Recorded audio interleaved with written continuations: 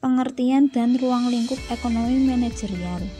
Yang pertama yaitu definisi ekonomi manajerial.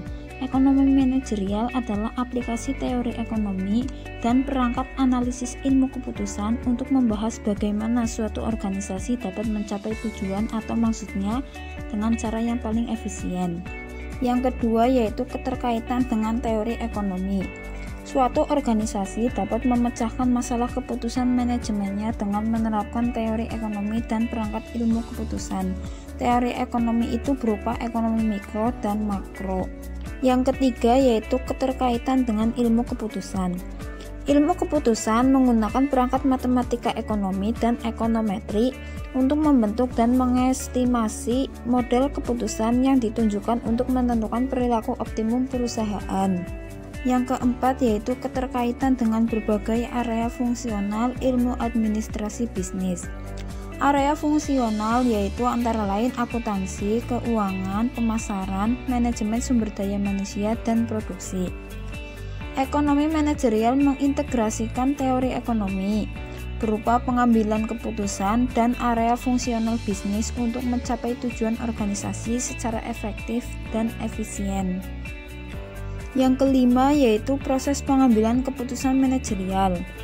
Proses pengambilan keputusan manajerial di sini ada 5 tahap. Tahap yang pertama yaitu menetapkan tujuan perusahaan. Yang kedua, mengidentifikasi permasalahan yang dihadapi perusahaan dalam usaha mencapai tujuan tersebut. Yang ketiga, mengidentifikasi berbagai solusi-solusi. Yang keempat, memilih solusi terbaik dari solusi-solusi yang tersedia. Yang terakhir yaitu mengimplementasikan keputusan tersebut. Dalam proses pengambilan keputusan manajerial di sini melibatkan perusahaan, maka saya akan menjelaskan tentang teori perusahaan. Yang pertama yaitu pengertian perusahaan. Perusahaan adalah suatu organisasi yang menggabungkan dan mengorganisasikan berbagai sumber daya dengan tujuan untuk memproduksi barang dan atau jasa untuk dijual. Yang kedua yaitu fungsi dan tujuan perusahaan. Fungsi dari perusahaan itu sendiri yaitu membeli sumber daya atau input berupa tenaga kerja, modal, dan bahan mentah untuk diubah menjadi barang dan jasa untuk dijual. Lalu tujuan utama perusahaan adalah untuk memaksimumkan kekayaan atau nilai perusahaan. Yang ketiga yaitu pemilik sumber daya. Pemilik sumber daya itu sendiri yaitu pekerja dan pemilik modal, tanah, dan bahan mentah, menggunakan pendapatan yang diperoleh dari penjualan jasa atau sumber daya untuk membeli barang dan jasa yang diproduksi oleh perusahaan. Yang terakhir yaitu kendala dalam operasi perusahaan, antara lain yaitu 1. Keterbatasan ketersediaan input-input penting.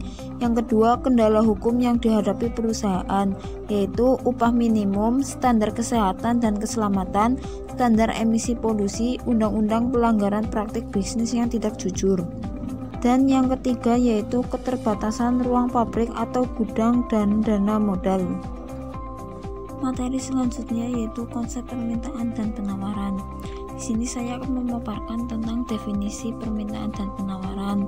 Yang kedua yaitu faktor-faktor yang mempengaruhi permintaan dan penawaran, dan yang ketiga yaitu analisis permintaan dan penawaran. Konsep permintaan. Yang pertama, definisi permintaan. Permintaan atau demand adalah kuantitas barang atau jasa yang mampu dibeli oleh konsumen selama periode waktu tertentu berdasarkan kondisi-kondisi tertentu. Faktor-faktor yang mempengaruhi permintaan ada 10, yaitu yang pertama harga barang X dengan simbol PX bersifat negatif. Yang kedua, pendapatan konsumen dengan simbol I bersifat positif untuk barang normal dan bersifat negatif untuk barang inferior. Yang ketiga yaitu harga barang atau jasa terkait dengan simbol PR bersifat positif untuk barang substitusi dan bersifat negatif untuk barang komplementer.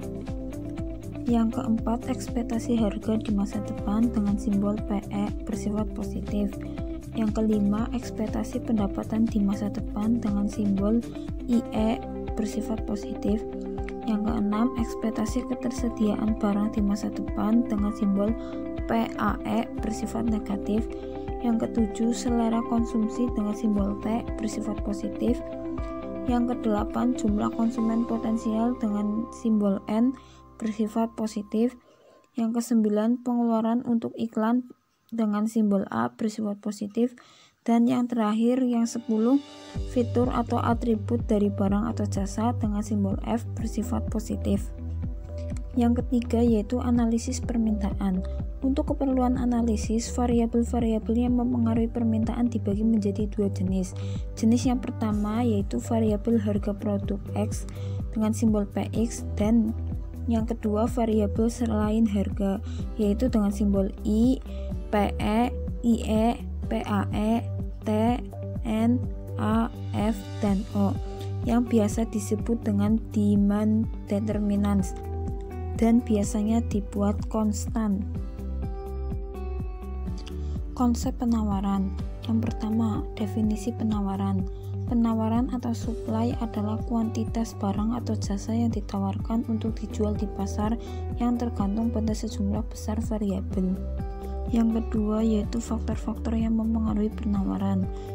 Faktor-faktornya ada 7. Yang pertama, harga barang yang ditawarkan dengan simbol PX bersifat positif.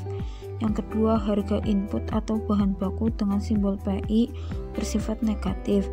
Yang ketiga, harga produk lain bukan X yang berkaitan dalam produksi dengan simbol PR bersifat negatif untuk barang substitusi dalam produksi, bersifat positif untuk barang komplementer dalam produksi. Yang keempat, tingkat teknologi dengan simbol T bersifat positif. Yang kelima, ekspektasi produsen terhadap harga produk X di masa depan dengan simbol PE bersifat negatif. Yang keenam, jumlah perusahaan yang memproduksi produk sejenis dengan simbol N bersifat positif.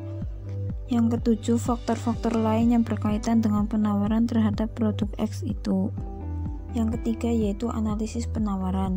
Untuk keperluan analisis, variabel-variabel yang mempengaruhi penawaran dibagi menjadi dua, seperti analisis permintaan tadi, yaitu yang pertama variabel harga produk X dengan simbol PX, dan yang kedua variabel selain harga, yaitu PI, PR, T, PE, NF, dan O, disebut supply determinants dan biasanya dibuat konstan.